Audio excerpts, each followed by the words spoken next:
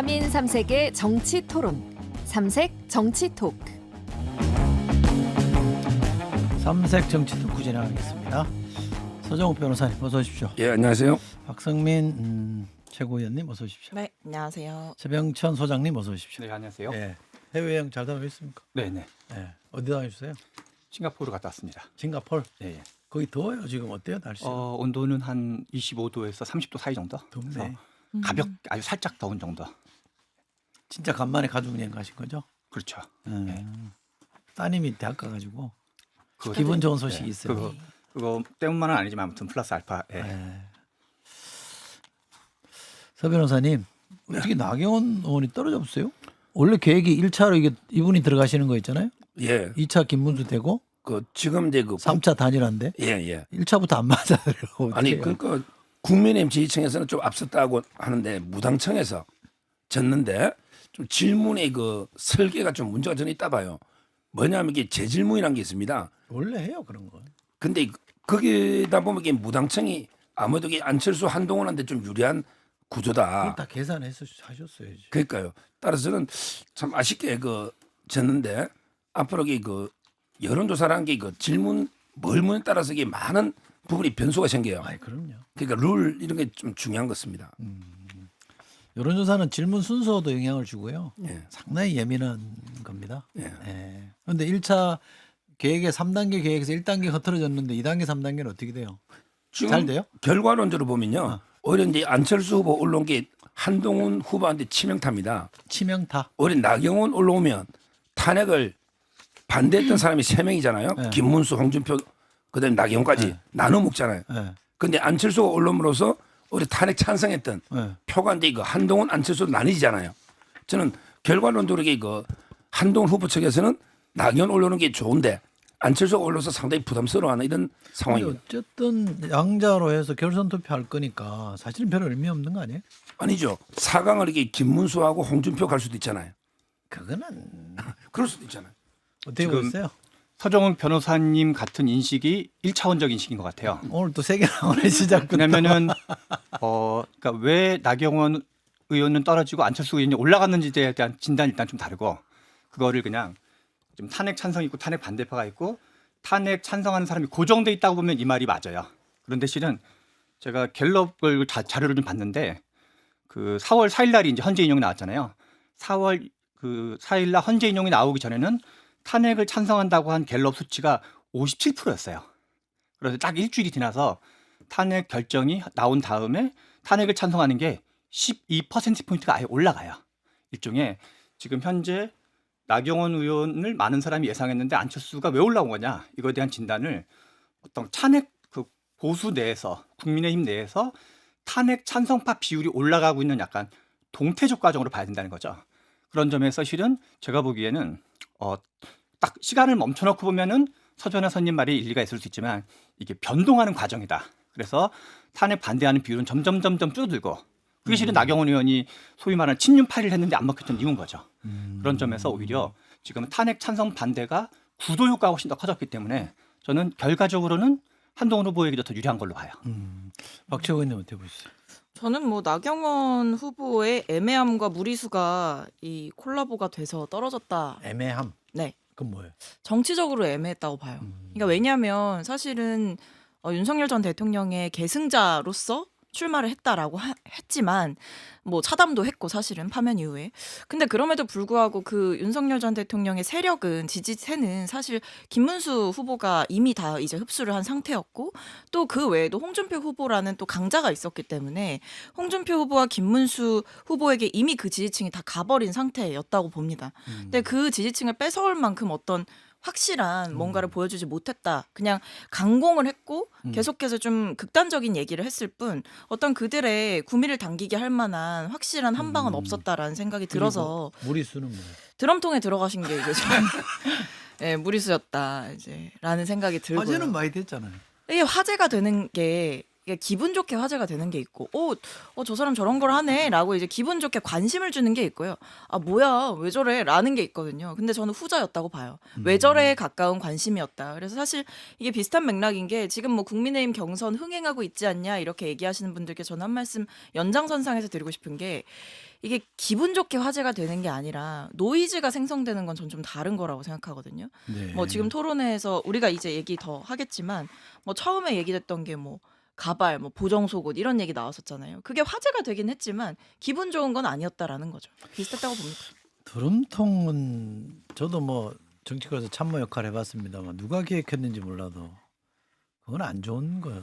본인이 거절했어야 되는데. 근데 뭐 안 좋아요. 저는 그거는 원인을 안 봅니다. 드럼통이 뭐냐면 이제 그 본인이 됐건 안 됐건. 예, 이재명 후보 주위에 그 의문에 극단적인 선택하신 분들이 많이 있잖아요. 이걸 이제 그 비판한 거기 때문에 뭐 그 전략이 저는 나빴다. 오히려 저는 참신한 기획이었다 봅니다. 드럼통은. 기획하셨어요? 제가 한 건 아닙니다. 아니에요. 그렇게 가면 안 돼요. 어제 토론회 혹시 보셨어요? 양자 1대1 토론? 다 네, 봤습니다. 맞습니다. 다 봤어요? 네. 저는 민주당 토론회는 못 보고 어제 그거 봤는데 처음에 초반만 좀 보려고 봤다가 너무 재밌어가지고 끝까지 다 봤거든요. 선 변호사님 보셨어요? 예. 어땠어요? 뭐 맞짱 토론인지 뭐 막말 토론인지 모르겠습니다. 그래요? 맞짱 토론인지 막말 토론인지. 어땠어요? 그 뭐야 저도 이제 그걸 좀 저녁에 봤었는데 한꺼번에 몰아서 봤거든요. 근데 안철수, 김문수 그 유튜브 조회수가 한 35만 정도 되더라고요. 제가 보던 시점에. 근데 홍준표, 한동훈 후보 조회수가 130만이 나왔었어요.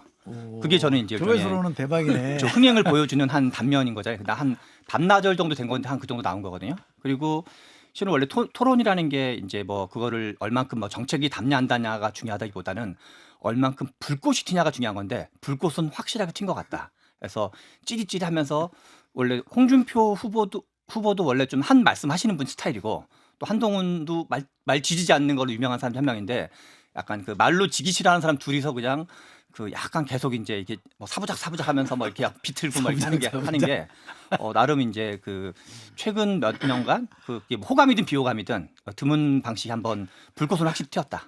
박재현 보셨어요? 네, 봤어요. 어땠어요? 근데 뭐 물론 웃기다, 재밌다 이런 생각을 했던 대목들도 많았지만 근데 그냥 전반적으로 그냥 아수라장이었다라는 생각이 들어요. 그러니까 이게 저희가 SNL 뭐 이런 토크쇼 예능 보는 거 아니잖아요. 그게 아니라 한 나라의 대통령 후보가 되겠다고 나오신 분들끼리 토론을 하는 거거든요. 이게 예능이 아니에요. 근데 어떻게 보면 정말 수준 낮은 어떤 대화들이 오가는 걸 보면서 그리고 정말 이 어떤 질문에 대해서 대답을 회피하면서 역정을 내는 모습이나 아니면 뭐 역공을 한답시고 계속 상대방을 긁는 모습이나 이런 모습들이 아니 대통령 후보가 되겠다는 분들의 수준이 이거밖에 안 되나? 뭐 경선 이렇게 쉽나? 뭐 이런 생각 들기는 하더라고요. 저도 토론 프로 옛날에 많이 나갔을 때 시작 전에 제가 이렇게 빈 백지에다 딱 메뉴에다 쓰거든요. 스마일이라고 써놔요. 영어로. 화내면 진다.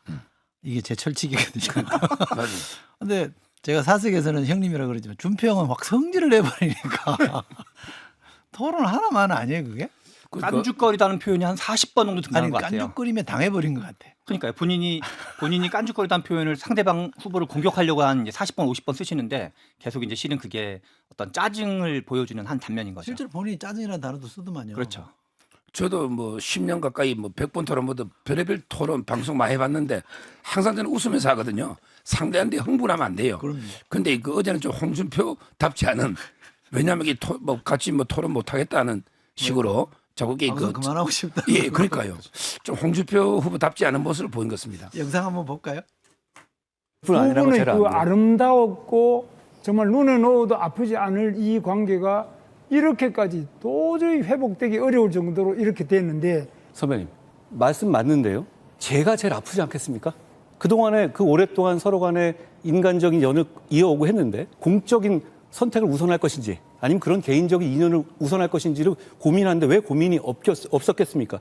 당에도 정치를 한 번도 안 해보신 분을 국민의힘 비상대책위원장도 시켜드렸고 이렇게 했는데 윤석열 대통령을 탄핵을 해버렸어요. 그렇다면 개인적으로 이게 뭐 너무 원한이 생겨 있느냐 그런 건 아닙니까? 김 후보님, 저는 공직을 개인의 하사품이라고 생각하지 않습니다. 공직을 개인의 소유물이라고 생각하지가 않아요. 저는 공적인 자리에서 정말 최선을 다했습니다. 만약에 제가 대통령이 되잖아요. 제가 기용할 어떤 사람에게도 그런 식의 충성을 요구하지 않을 겁니다. 충성은 나라에 해야 되는 것이지 저한테 해야 되는 것이 아니거든요. 제가 질문 드리고 싶은 것은 지금 그 윤석열 정부에서 탄핵을 당하신 분이 보수 전체의 뼈아픈 역사 아니겠습니까? 그렇습니다. 예, 그런데 정말 책임 있는 정치인이라면 과거의 실적을 외면하지 않고 직시를 하는 것이 저는 필요하다고 생각합니다. 그래서 국민 앞에서 먼저 진심으로 솔직하게 사과를 해야지. 그래서 탄핵의 강을 넘고 그 다음에 국민의 길, 이기는 길로 갈 수 있다고 그렇게 생각하는데 지금 김 후보님께서는 어떻게 생각하십니까? 뭐 이번 탄핵은 여러 가지 말씀을 드릴 게 많이 있고 또 국민들께서도 이 탄핵이 이번에 처음도 아니고 지난번에 박근혜 대통령도 또 탄핵을 했는데 이번에 또 탄핵을 하고 우리가 뽑은 대통령은 계속 탄핵을 해요. 그래서 이런 부분에 대해 가지고 또 우리가 돌아보면은 우리 당에 있는 국회의원들이 자기 당 소속의 대통령을 자기가 뽑은 대통령을 또 탄핵을 해요. 지난번 박근혜 대통령도 그랬고 이번에 또 마찬가지예요. 그래서 이 정당이 어떻게 된 거냐. 예, 거의 제 네. 시간입니다. 네. 죄송합니다. 그래서 정당 자체가 우리가 다시 한번 우리 돌아볼 필요도 있다고 봅니다. 자, 거짓말 하시면 대통령은 습니다 그때 이런 이야기를 합디다.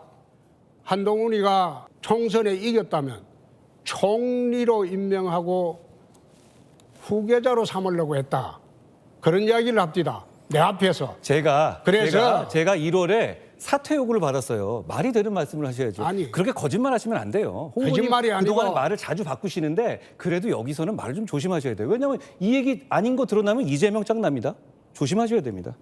왜냐하면 제가 직접적으로 김문수- 사퇴하라는 요구를 받았잖아요. 그건 나중에 이야기고 워낙 여러 명이고 깐족거리니까 1월입니다. 사퇴하라고 하죠. 1월입니다. 아니 그러니까 1월 얘기라니까요. 아니 총선 전에 공천 가지고 싸웠잖아요. 후보님, 예, 그러니까 깐족거린다는 그런 말 얘기 자체는 했겠죠. 정말 이젠 제가 좀 말씀드릴게요. 하여튼. 그게 자신 있으면 쓰시는데요. 지금 홍 후보님이 하시는 게 깐족거리는 거예요. 그런 이야기는 안 하시는 게 공개적으로 우리 국민들이 보시고 뭐 오늘 우리 당을 보시는데요. 예. 깐족거리면서 서로 토론해 봅시다. 예.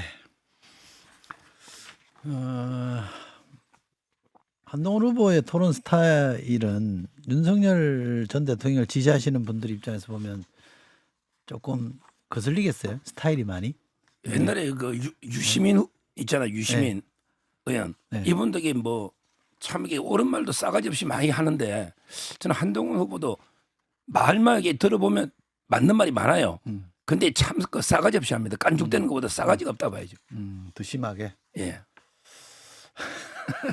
저는 좀 생각이 다른데요. 예. 싸가지 없단 말 자체가 틀리진 않은데 지난번 이준석 당대표가 쫓겨나는 과정도 좀 비슷한 건데 지금 이제 김문수 후보랑 그 홍준표 후보 거를 제가 이제 걸로 전부 다 봤는데 이분들이 하는 거는 뭐냐면 너는 왜 인간적으로 배신을 했냐 이게 실은 논리 전체 그냥 전체 어떤 핵심이에요. 그래서 윤석열 대통령이 지극정성으로 당신을 아꼈는데 왜 인간적으로 배신했냐? 당신은 인간적으로 배운 망덕한 사람이다. 그런데 그거는 이 계엄이라는 어마어마한 사건을 어떤 공적 사건이고 대한민국의 위신을 떨어뜨리고 나라를 위기로 몰아넣는 거를 철저하게 아주 개인적 사적 관계로 위축시키는 거거든요. 그리고 두 분이 모두 한 최소한 20년 이상은 연장자인데 속된 말로 야 나이가 어린 너는 내 말을 잠자코 들어야지 왜 자꾸만 말대꾸를 하려고 그래 라는 거 하면서 살짝 어떤 그 전형적인 가부장제적인 방식 그걸 하는 거기 때문에 이거를 돌파하는 방법은 논리적으로 싸가지 없지 않으면 불가능하다. 안 그러면 반드시 말리게 되어 있다. 이런 생각이 드는 거죠. 싸가지 없음이 전략이다. 그렇게 하지만 공적 얘기로 바뀔 수가 있는 거죠. 사적인 것을 어떤 그 사적인 의제가 아니라 이게 공적인 의제다. 자꾸만 무슨 나이 가지고 뭐라고 하지 마라라고 하는 게 저는 그때 실은 이준석 의원도 옛날에 당대표 시절에 그런 거고 한동훈 대표도 저는 그래서 후보도 둘 다 이게 싸가지 없는 걸 기본으로 가야지 대화가 시작되는 거지. 안 그러면 반드시 말리게 돼 있다. 근데 저는 일단 뭐 홍준표 후보의 토론 자세를 보면서 전형적인 꼰대다 뭐 이런 생각이 들긴 했는데 꼰대. 네 근데 거기에 맞서는 방식으로 이제 계속 받아치는 걸 택한 거겠죠. 한동훈 후보가 원래 좀 그런 식으로 이제 말씀을 하시는 편이기도 하잖아요. 근데 이 토론을 그냥 저는 전반적으로 보면 한동훈 후보가 뭐 이긴 건 확실해 보여요. 내용적으로도 그렇고 그리고 뭐 홍준표 후보가 당황하는 모습도 사실은 계속 노출이 돼서 근데 이게 과연 진짜 승리가 될 수 있겠냐 저는 좀 상처뿐인 승리일 수 있다라는 생각이 들어요. 왜냐하면 우리가 사실 투표를 할 때 논리적으로 판단을 해서 투표를 하기도 하죠. 근거를 따지고 이 말이 맞는지 아닌지를 따지기도 하지만 사실 지금 지지층에게 소구를 하겠다, 완벽하게 이제 선택을 받겠다라는 전략을 펴고 있는 김문수 후보나 홍준표 후보나 말하는 게 다 비슷하거든요. 뭐 대통령 계엄 애매하게 말하고 그렇지만 탄핵을 하는 게 맞았냐 이렇게 하면서 계속 편을 드는 거예요. 그러니까 지지층이 듣고 싶은 얘기를 계속해서 설파하고 있는 거고 한동훈 후보는 내가 맞는 일을 하지 않았느냐라고 계속 논리적으로 설명을 하려고 한단 말이에요. 논리와 감정이 부딪힐 때 그리고 지지층이 어떤 논리적인 선택을 할 것이냐 감정적인 선택을 할 것이냐 이게 부딪히고 있는 상황이라서 이 사실 뭐 중도나 이제 무당층이 봤을 때는 한동훈 후보가 맞는 말 하네라고 할 수는 있지만 그게 한동훈 후보의 어떤 완벽한 경선 승리 이게 될지는 저는 미지수다라고 보여요. 그렇죠. 지금 이제 좋은 말씀하셨는데 이 영상 매체라는 게 되게 이성이나 논리보다는 감성이 먹히는 매체거든요. 그러니까 한동훈 후보가 저처럼 열심히 들여다본 사람은 야 논리적으로는 한동훈이가 훨씬 낫네. 왜냐하면 저 홍준표 후보는 약간 이렇게 성질만 내다가 너무 준비 없이 나오셨더라고. 그래서 꼰대 느낌도 주고 그랬는데 표로 보면 어떨까는 좀 잘 모르겠어요. 왜냐하면 한동훈 후보가 조금 넉넉함, 편안함, 이렇게 포용력 이런 걸 좀 보여줬으면 더 좀 이렇게 표를 흡수할 수 있는 가능성이 높았을 텐데 그러니까 자기 보호에 너무 약간 예민한 이런 모습은 조금 미심쩍어하는 분들한테는 약간 역효과 났을 수도 있겠다 싶어요. 예, 맞고요. 아마 표는 이제 그 판세는 지금 현재는 이제 그 김문수 후보는 확실한 것 같아요. 올라가는 게. 그다음에 두 일로. 명 중에 하나로. 예. 예. 그다음에 그 홍준표 후보하고 이제 그 한동훈 후보가 치열하게 그 2등 싸움. 지금 이미 그 한 77만 정도의 그 당원의 명부가 안심번호로 다 제공이 돼 있습니다. 그래서 이제 후보들한테. 예. 그래서 1,000명 단위로 조사하는 게 아니고 후보 캠프마다 이게 4,000명 조사를 한 걸 제가 이제 그 캠프마다 다 받았어요. 방송에서 말할 수는 없는데 각 캠프가 주장한 걸 종합해 보면 현재 김문수 후보가 저는 한 40% 정도로 당원들에서만 1위고 그다음에 그 한동훈, 홍준표 순으로 치열하게 2, 3위 이렇게 2등 싸움을 하고 있다 이렇게 판세가 보입니다. 근데 대충 그냥 러프하게 보면 지지층이 겹치는 게 김문수 후보와 홍준표 후보인데 그죠? 그리고 안철수 후보와 한동훈 후보 겹치고 그러면 둘 중에 한 명씩 올라갈 거라고 보는데 아, 그건 안 그럴 수도 있다 이 그건 말씀이시네. 5대5일 때, 네. 5대5일 때 그렇고요. 아직 아무리 그래도 파이가 저는 7, 80%가 탄핵 반대입니다. 20, 30%예요. 그래서 저는 한동훈 후보 지지율이 한 당원들 사이 한 25에서 30 요 정도로 보기 때문에 김문수하고 홍준표가 황금 비율로 반씩 나누면 둘이 올라가고 김문수 쪽으로 이렇게 많이 가면 김문수, 한동훈 이렇게 보는 거죠. 전체 파이가 약간 달라요. 당원 투표가 50%인 거죠. 그게 중요하죠 이제. 근데 김문수 후보와 홍준표 후보 사이에는 김문수 후보가 확실히 좀 앞섭니까? 저는 앞선다 봐요. 일반적으로 근데 이게 인사하고 똑같으면 그렇진 둘 다 올라가요. 네. 근데 김문수 쪽으로 쏠리버리면 김문수, 한동훈이 가는 거죠. 지금 현재 판세가 그렇습니다. 비슷하게 보세요? 저는 좀 약간 다르게 보는데요. 네. 어제 갤럽 조사가 발표됐는데 그 갤럽이 재밌는 게 보수 그러니까 국민의힘 지지자라고 밝힌 사람에 한해서 국민의힘 지지자가 밝힌 사람에 한해서 한동훈 후보가 21%가 나오고 그다음에 홍준표 후보가 19%가 나오고 김문수 후보가 17%가 나왔어요. 그래서 오히려 순위가 뒤집어졌고 그리고 대구 경북 정도를 제외하고 나머지 대부분에서 한동훈 후보가 이제 물론 오차범위 이내긴 하지만 1위인 걸로 나왔어요. 그래서 실은 그런 이거를 이제 지금 아까 처음에 말씀드린 것처럼 왜 하필 나경원 의원이 떨어지고 안철수 의원이 올라갔냐가 저는 이게 일종의 보수 내에서 그전까지는 윤석열 대통령 방어에 관심이 있다가 지금은 그래서 누가 이길 수 있는 건데 대선 국면도 넘어가지는 약간 동태적 과정이어서 탄핵 찬성 비율이 점점 늘어나는 과정이다. 그래서 알겠습니다. 그게 중심 쟁점이 지금 아니어서 갤럽 조사 인용하셨는데 혹시 개요 있어요? 그 어제 있었던 거고 읽어줘야 돼요. 아, 네. 중앙선거 여론조사 심의위원회에 들어가면 자세히 그렇게 알수 하면 있고 안 돼요. 1,002명이 한 거였고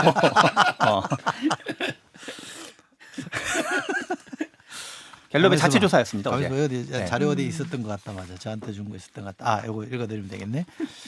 이 조사는요. 2월 22일부터 24일 실시한 조사고요. 전국의 만 18세 이상 1,005명을 대상으로 전화조사원 인터뷰 방식으로 진행됐습니다. 표본문 오차는 95% 신뢰 수준의 플러스 마이너스 3.1% 포인트입니다.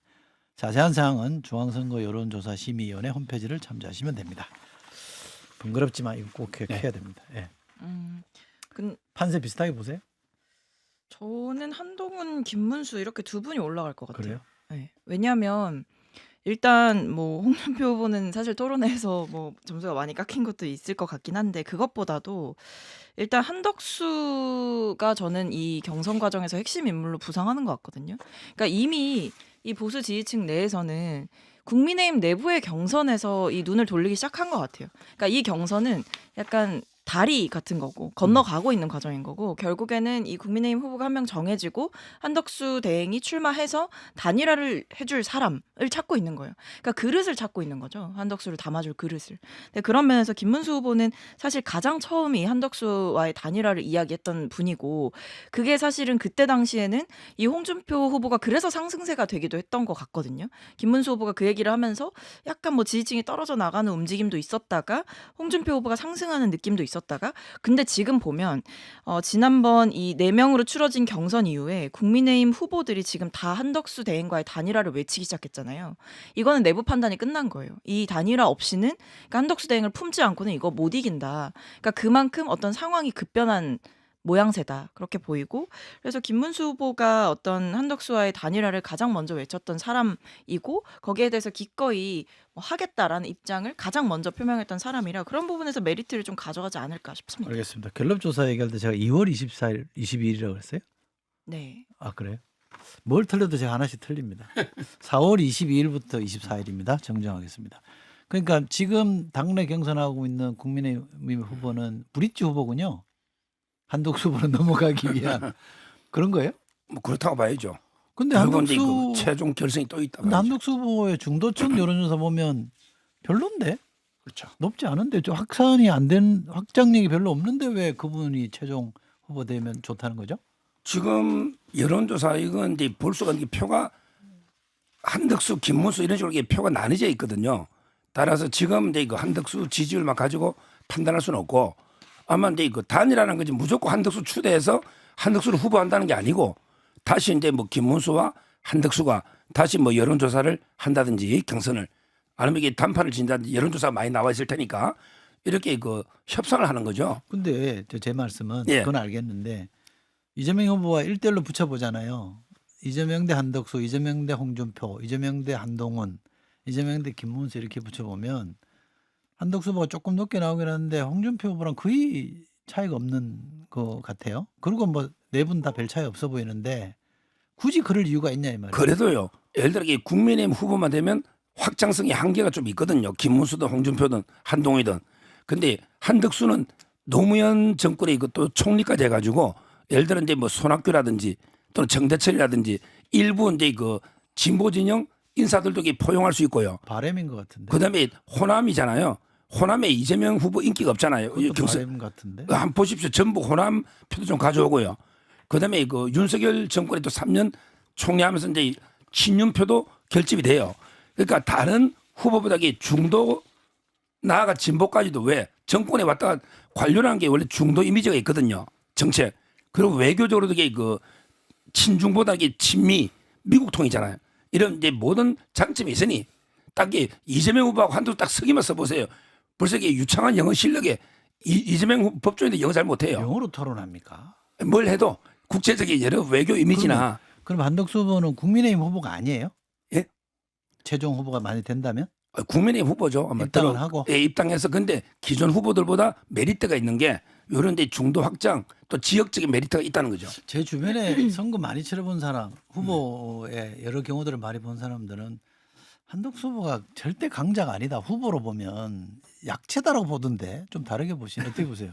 그 심지어 뭐 그 준비가 안 될 것 같아서 말하기 뭐하지만 어제 모 프로에서 나오는 중도만 대상으로 한 거에는 한덕수 후보가 가상대결에서 뒤지는 걸로 나와요. 저는 친윤의 꼼수 프로그램이라고 생각을 해요. 꼼수. 특히 친윤의 꼼수 프로그램이다. 그러니까 실은 이 여러 가지를 둘리는데 여러 가지 조사를 보면은 일종의 한덕수 그 권한대행의 지지율이 어디서 오냐면 오세훈 찔끔에서 가지고 오고 오세훈, 홍준표, 김문수 여기서 찔끔찔끔 가지고 오는 거거든요. 그래서 실은 총파이가 커지는 게 아니라 그냥 보수의 원래 캐파를 가지고 약간 돌려막기 하고 있다 그럴까요? 지지층 자체를. 그런데 실제로는 가상 대결하면 뭐 더 높게 나오는 게라는 게 1%에서 2% 포인트 정도로 살짝 더 높은 경우도 있고 심지어 더 낮은 경우도 있을 정도예요. 그래서 그냥 한동훈은 싫고 한동훈을 뽑기는 되게 싫고 김문수, 홍준표는 안 될 것 같으니까 이런저런 머리를 굴려서 과거에 반기문, 정몽준 모델을 꿈꾸지만 실은 반기문, 정몽준 후보는 제가 이번에 다시 그때 거 조사를 찾았는데 독자적으로 20% 후반에 30% 초반에 독자적 지지만을 갖고 있었어요. 근데 지금 한덕수 후보는 아까 전에 인용했던 한국갤럽에 의하면 6% 후보밖에 안 되는 사람이에요. 근데 6% 후보 가지고 본선을 이기는 지금 50%를 넘는 이재명 후보를 넘는 거를 구상하는 것 자체가 그냥 우물 속 한동훈 꼼수 프로그램이다. 그런 생각밖에 안 듭니다. 우물 속? 우물안 개구리 할 때 아. 그냥 국민의힘 후보 지지율 가지고 지지율 돌려막기 해서 근데 객관적으로 5%, 6%, 7%밖에 안 나오거든요. 그 전문 용어로 정저지화군요. 아, 그런 멋있는 말을. 네, 정저지화. 근데 실은 독자적으로 10% 넘는 조사가 한 개도 없어요. 예, 저도 일단은 약간 돈만 쓰고 효과 없는 광고를 보는 그런 느낌이에요. 그러니까 계속 자꾸 여기 참 맛집이다, 진짜 맛있는 집이다라고 계속 이제 광고가 나오고 사람들이 하는데. 다 떠들어서 갔는데 맛이 없어서 손님은 별로 없는 뭐 약간 그런 느낌이거든요. 그러니까 저는 지금 뭐 이른바 한덕수 대망론 이런 게 찻잔 속의 태풍일 거라고 봐요. 그러니까 앞서 이제 최병천 소장님 말씀 중에 저도 공감하는 게 그 한덕수 대망론이 통하려면 한덕수 대행이 독자적인 지지층, 그러니까 국민의힘 지지층과 겹치지 않는 자신만의 팬덤이 소위 말해 있어야 되는 거예요. 그리고 중도 확장성이라는 것도 사실 거기에서 기인을 할 수가 있는 거거든요. 근데 지금 한덕수 대행은 사실 뭐 노무현 정부 때 총리했고 그런 거 사실 저희는 잘 몰라요. 특히 저희 세대는 더 그럴 거고 잘 모르고요. 뭐 호남뿐인 것도 저는 그렇게 중요하지 않을 거라고 봐요. 왜냐하면 그런 정체성을 본인이 그렇게 드러내지도 않았었기 때문에. 근데 그것과 별개로 이미 우리의 머릿속에 한덕수 대행의 정치적인 색깔은 그냥 윤석열 전 대통령과 함께 정치를 한 2인자인 거예요. 그렇죠. 그리고 강하죠. 그렇다고 한다면 윤석열 파면 뒤에 그럼 본인이 어떤 중도적인 행보를 보였냐 혹은 소신 있는 행보를 보였냐? 아니잖아요. 윤석열 전 대통령의 이른바 찐친이라고 하는 분을 이완규 법제처장을 앉히려고 했잖아요. 헌법재판관으로. 이런 걸 보여줘 놓고 이제 와서 표지가리를 하겠다고 한들 그걸 믿어달라고 하는 게 양심 없는 거 아닙니까? 대망론 할 때 대자와 망자 한자로 다르게 쓸 수도 있어요. 대차게 망하는 걸 수도 있죠. 실은 소망론인데 결과는 폭망론이 될 확률이 매우 높은. 예. 그리고 경쟁력은 호적과 영어밖에 없는 것 같다. 호적? 호적. 왜? 호남 출신이라는 호적이랑 영어밖에 없고 그분이 전북 출신이죠. 공무원들 사이에 알려진 얘기로는 청장을 하셨거든요. 청장 전에는 호남 출신이라는 걸 안 썼대요. 그렇죠. 평생 숨기고 사셨죠. 옛날에 그런 분들 많았어요, 사실은. 영남 정권들이 오래 집권했기 때문에 본적이나 호적을 숨기신 분들이 들어 있거든요. 그러니까 그분을 탓할 일은 아니고 사실은. 최종 2명은 언제 정해요? 최종 2명은 근데 원래 5월 3일까지는 끝내야 그게 되니까. 최종이고 예. 2명. 2명은 근데 이거 오늘 4명이 토론을 하거든요. 오늘 하고. 오늘하고 다음 주 초에 아마 4월 28, 9 뭐 이쯤 이게 그 2명 정하고 50이 안 넘으면 최종적으로 5월 3일까지 정하는 이런 시나리오죠. 서 변호사님 보기에는 김문수, 한동훈 최종 2위는 아니요. 그 김문수는 이제 확실하고 홍준표하고 한동훈이가 지금 이게 치열한 2등 싸움을 하고 그 중에서 있다. 찍으면. 뭐 저는 개인적으로는 홍준표가 올라가기를 바랍니다. 근데 객관적으로 모르겠어요. 모르겠다. 바랍니다. 주관적으로 바라는데 모르겠다는 거 보면 김문수 한동훈인 거지. 저는 한동훈, 홍준표를 예상합니다. 한동훈, 홍준표를 예상합니다. 홍준표. 박채고 의원님은 저는 김문수, 한동훈 이렇게 보고 있어요. 셋이 다 엇갈리고 있네 지금. 그런데 빅텐트라고 그러잖아요. 예. 네, 제가 아는 빅텐트는 좀 서로 다른 사람, 다른 지지층을 가진 사람들이 모여서 크게 이렇게 합치는 걸 빅텐트라고 그러는데 한동훈 권한대행하고 만약에 국민의힘에 누가 되든 합치는 걸 이건 빅텐트가 아니지 않아요? 우리가 쓰는 빅텐트 개념이 네네. 적용할 수 있는 개념이에요? 뭐 저는 빅텐트는 안 맞는 게 이준석 대표가요. 네. 제하고 좀 잘 소통해요. 요즘요. 이준석 예예. 후보랑 예. 모 방송에서 이제 이거 대선 주자하고 패널하고 붙이는데 정욱이 형 아니면 안 나겠다. 요거 방송국에서 연락이 왔어요. 요거 마쿠 설계자신데 그러니까 저는 이준석 대표는 무조건 나와요. 어디를 대선에. 아 대선 나오고 왜냐하면 이게 꿈이 차기도 있기 때문에 이번에 안 되더라도 따라서 이게 빅텐트가 되려면 이준석, 이낙연까지 다 해야 이게 빅텐트가 되는데 그런 게 불가능하다 봐요. 제가 구상하는 그림은 자유우파 보수만 통합하자. 어디까지? 한덕수부터 정가훈 목사까지. 한덕수, 국민의힘, 황교안, 정광훈 요까지 보수잖아요. 요쪽을 이렇게 통합해서 후보를 내고 그다음에 저쪽 이준석하고 이낙연은 똑같은 방향으로 총을 쏘도록 그러니까 이재명 후보 쪽으로 집중 사기하도록 2대1로 싸우게. 예 그런 분들에게 그냥 알아서 이재명과 싸우도록 예를 들어 이낙연 요즘 인기 뜨잖아요. 그럼 호남에서 이재명 갈라먹고 인기 떠요? 요즘 조회수가 막 100만 넘게 있습니다. 특강인 게. 그다음에 이준석 또 요즘 좀 이전에 또 청년청에서 이재명 공략하고 이런 식으로 이게 총구의 방향만 이재명 쪽으로 일치시키자. 그러나 이게 단일 빅텐트는 어렵다. 빅텐트는 한덕수까지 요까지. 빅텐트는 뭔지 고까지 단일화하고 진보 좌파 쪽하고는 이게 연대해서 같이 총쏘자 이 말입니다. 지금 김문수 또는 홍준표가 된다고 가정을 하면 두 분 중에 한 분이 된다 가정을 하면 그분이 한덕수랑 단일화하든 정광훈이랑 단일화하든 내란 옹호 정치연합밖에 안 되거든요. 이거는 빅텐트가 아니라 그냥 원래도 내란을 찬성하는 사람들의 그냥 그 무슨 그 텐트가 크기가 어떻든가 말든가 중도라든가 원래 이 지금 가장 컸던 사건 계엄 윤석열 탄핵이라는 거가 지금 가장 큰 사람들의 관심인데 그거를 제껴놓고 계속 자꾸만 아까 말한 그 이 우물안 개구리처럼 또는 차차스nog 태풍처럼 그런 거라는 꼼지락 어떤 그 정치 플랜을 크게 넘기가 어렵다. 오히려 제대로 하려면 반성을 제대로 하고 그래서 우리는 그동안 과오가 있다 하고 그렇게 다음에 얘기하지 대화가 시작되는데 현재는 그런 미련을 아직도 못 버리고 있는 것 같다는 생각이 듭니다. 그러니까 이게 빅텐트가 아니라 그러니까 내란 공동체 이렇게 가는 거죠. 그러니까 이게 빅텐트의 개념이라고 하는 것도 저는 잘못 쓰고 있는 용어다라는 생각이 들고 말씀해주신 대로 다양한 정치 세력이 모여가지고 뭐 합리적인 사고를 할 수 있는 분들끼리 뭐 다른 이제 움직임을 보이는 그런 건데 지금 보면 앞서도 말씀드렸듯이 한덕수 대행이 국민의힘 후보랑 이제 단일화하는 게 그게 과연 빅텐트라고 볼 수 있나요? 그냥 자기들끼리 땅 따먹기 하는 거죠. 그래서 저는 지금 상황에서 뭐 빅텐트 얘기가 나오면서 뭐 이낙연 뭐 전 총리나 아니면 이준석 후보나 이런 분들까지 뭐 다 들어올 거다라고 하는데 뭐 지켜봐야 되겠지만 사실 그런다고 해서 그 텐트에 관심을 누가 줄 것이냐. 그러니까 텐트 안에 사람들이 많이 있다라고 해서 빅텐트인 게 아니라 사람들이 많이 올 수 있는 그런 매력적인 텐트여야 빅텐트가 되는 거거든요. 텐트만 크게 친다고 그냥 빅텐트라는 이름 붙여갖고 팔 수는 없는 거죠. 그래서 저는 스스로들을 너무 다 과대평가하고 있지 않나. 어떤 좀 망상적인. 그러니까 사실 이 모든 건 우리가 그래도 이길 수 있지라는 생각에서 시작이 되는 거거든요.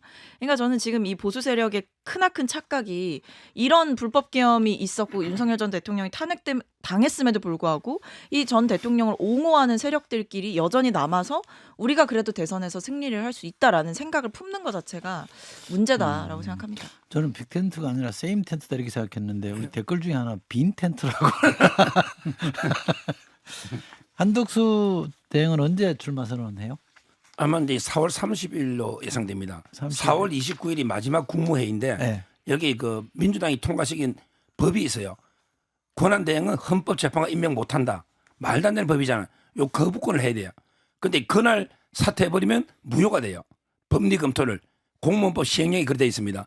따라서 29일 날 거부권 행사하고 마지막 국무회의 하고 30일쯤 아마 출마 선언할 걸로 봅니다. 참 답답하네. 손은 누가 키웁니까? 손은 선관위가 저는 이게 잘못된 게 선관위가 선거관리 심판입니다. 한덕수가 심판이 아니에요. 항상 대통령한테 중립 지키고 선거관리 하라고 하는 요구하는 정당이 아니 심판은 선관위지 총리가 심판 아니잖아요. 관리해야지. 선거 관리를 네? 해야죠. 그러니까 선거 관리는 선관위가 하잖아요. 아 정말 뭐 자꾸 어제 이재명 대표도 뭐 심판이 왜 선수 때냐는데 심판은 선거관리위원회다. 행정부는 심판이에요. 예? 심판. 예, 심판. 행정부는 심판이라니까. 선거에 끼면 안 되지. 그리고 이 어려운 시기에 뭐하러 그걸 참 답답네. 중간 광고 듣겠습니다. 민주당 쪽으로 가볼게요. 9대 명이라는 말이 무슨 말이에요? 박철호 의원님? 그러니까 지금 이제 90%의 득표를 얻냐 마냐 이렇게 되는 거죠. 그러니까 왜냐하면 이게 언제 나왔냐면 이 영남권 충청권 경선을 하고 이 누적 득표율이 89점 몇 %였거든요. 그러니까 이제 90%를 최종적으로 넘을 거냐 말 거냐 이렇게 하면서 그 동안에도 사실 뭐 당 대표로 당선될 때도 뭐 몇 %를 얻어서 당선되냐 이런 게 이제 화제가 되다 보니까 이제 9대0이 되냐 이 부분이 핵심이었던 거죠. 알겠습니다. 저보고도 심판만 보라는데. 근데 저는 이름이 민주당이잖아요. 제가 90%는요. 네. 공산당 선거 외에는 저를 본 적이 없어요. 공산당에서는 옛날에 뭐 100%, 99% 놓잖아요. 근데 민주주의 정당에서 90%가 논다? 내가 심판만 납득이 보라니까 지금 참겠습니다. 그런 경우가 90%가 지금 많이 나온 건 사실이죠 봐야죠. 그동안에 정치사에서 흔치는 않았던 것 같고 그리고 원래 이제 또 약간 보충하면 원래 어대명이란 말이 어차피 대통령은 뭐 이재명 이런 말이 거기에 이제 90%라는 게 나오니까 이제 9대0으로 바뀐 거라고 봐야 되죠. 그런데 저는 한편으로는 왜 이렇게 원사이드하게 나오냐 그거는 이제 뭐 내부 경쟁자가 좀 약해진 것도 한편으로 있지만 가장 더 큰 원인은 이재명 대표 선거운동을 지난 12월 3일 개원부터 최근까지 윤석열 대통령이 사실상 이재명 대표 선대위원장 역할을 계속 해주신 거거든요. 그래서 윤석열 대통령 한 분이 이재명 대표 선거운동 해준 게 아니라 그러니까 국민들 거의 65%가 반대하는 탄핵을 계속 반대하는 입장을 취하면서 국민의힘 지도부를 비롯한 여러 쪽들이 계속 뭔가 국민들이 가장 싫어하는 거를 계속 의식적으로 하니까 이렇게 안 나오기가 어려운 걸로 봐야 되는 거죠. 그래서 저는 9대0 역할의 절반 이상은 윤석열 대통령을 비롯한 일당 분들 소위 뭐 친윤 플러스 알파라고 불리는 분들이 그분들이 가장 큰 공신으로 봐야 된다 이런 생각이 듭니다.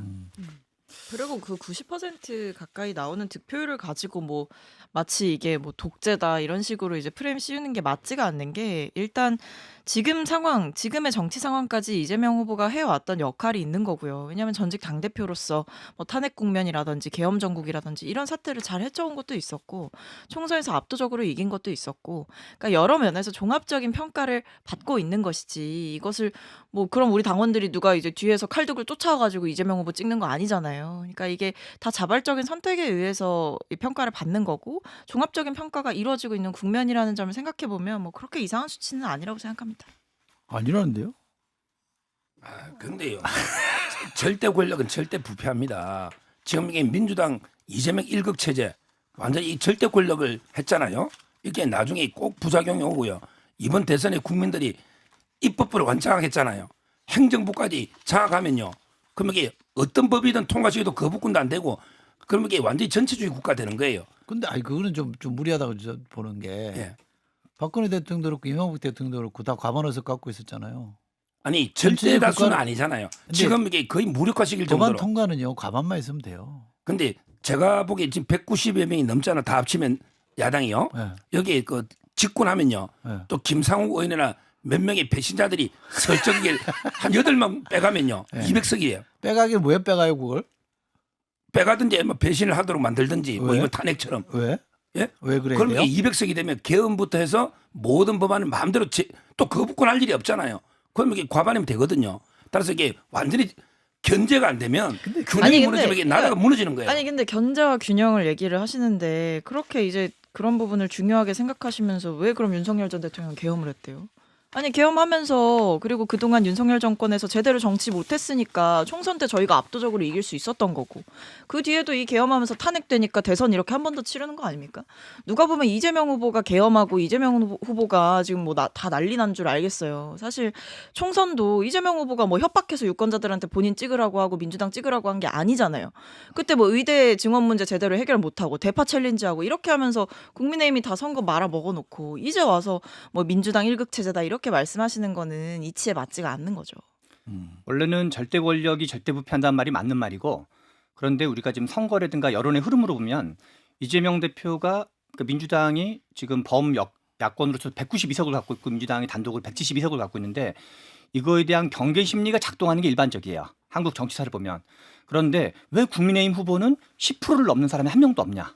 그거는 절대 권력이 절대 부패하는 것보다 더 사람들이 경계하는 게 국민의힘에 대한 불만이 그만큼 많다는 얘기거든요. 그래서 서정욱 변호사님 말이 절반은 맞는 말인데 그게 워킹이 되려면 작동이 되려면 반성과 혁신을 해야 되는데 아까 전에 한덕수 대망론도 그렇고 우리는 절대 반성하지 않고 절대 혁신하지 않고 대선을 이기는 방식을 꼼지락꼼지락 기획을 하니까 한덕수 소망론을 대망론으로 부풀리는 건데 그래서 실은 여전히 저는 민주당에 대한 경계심이 있다고 생각을 해요. 근데 그걸 누가 가로막고 있냐? 민심의 이동을 국민의힘이 가로막고 있다는 거죠. 그래서 국민의힘이 오히려 말씀하신 그런 초기 에너지가 있기 때문에 제발 반성과 혁신하는 것부터 시작을 해야지 제가 보기에는 어떤 그런 이제 제대로 된 대선이 이루어지지 않나 이런 생각이 듭니다. 네, 알겠습니다.